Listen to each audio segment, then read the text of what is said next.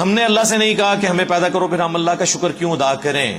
بالکل یہی سوال میں نے غامدی صاحب سے بھی کیا تھا, انہوں نے اس کا جواب دیا, اور پھر اس میں نے کچھ ویلیو ایڈیشن بھی کی تھی. میری یوٹیوب کے پر آپ ویڈیو دیکھ لیں. اللہ نے مجھے میری مرضی کے بغیر کیوں پیدا کیا, اس ٹائٹل سے بھی ہے اور اس ٹائٹل سے بھی ہے. غامدی صاحب سے اللہ کے متعلق ایک مشکل سوال, تو اس کا لاجیکل آنسر دیتے ہیں ہم.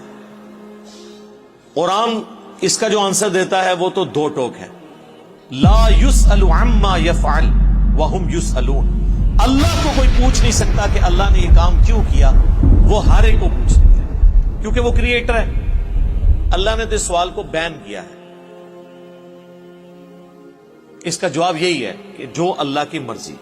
اچھا اب آ جائیں لاجیکلی, چونکہ پورے قرآن کا ایک مقدمہ ہے نا, اللہ کا شکر میں کیوں ادا کروں. اس لیے میرے بھائی, آج بھی اگر آپ کو کوئی یہ آفر کرے, پہلے تو چھوڑ دیں کہ تم اپنی 50-60 سال کی زندگی میں بس یہ ایک موٹی موٹی چیزوں کا خیال رکھ لو, روزانہ 5 وقت کی نماز ہے, رزق حلال اور حرام میں فرق کرنا ہے, شریعت کی چند ایک پابندیاں ہیں, سیکس ڈسپلن ہے جس میں ہمارا ہی فائدہ ہے کہ ہم کوڑ کوڑ کے زندگی نہ گزاریں, ایک ہارمونی کے ساتھ زندگی گزاریں.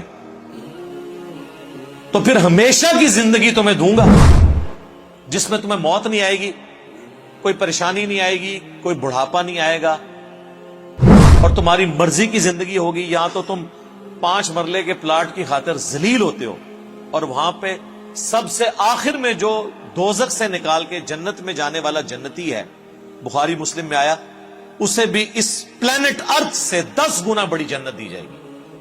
پلانٹ ارتھ جس کا صرف سرکمفرنس ہی 40,000 کلومیٹر ہے, یعنی آپ یہاں سے چلیں نا تو 40,000 کلومیٹر کے بعد آپ واپس یہاں پہنچتے ہیں. اس سے 10 گنا بڑی جنت سب سے چھوٹے جنتی کو ملے گی جس نے آخر میں جنت میں داخل ہونا ہے اپنا لاکھوں سال کا عذاب بھگت کے, اور جس نے بغیر حساب و کتاب کے جنت میں جانا ہے, یا جس کی نیکیاں اس کے گناہوں پر حاوی ہوں گی اس نے جانا ہے, اس کی تو جنت کا کوئی امیجن نہیں.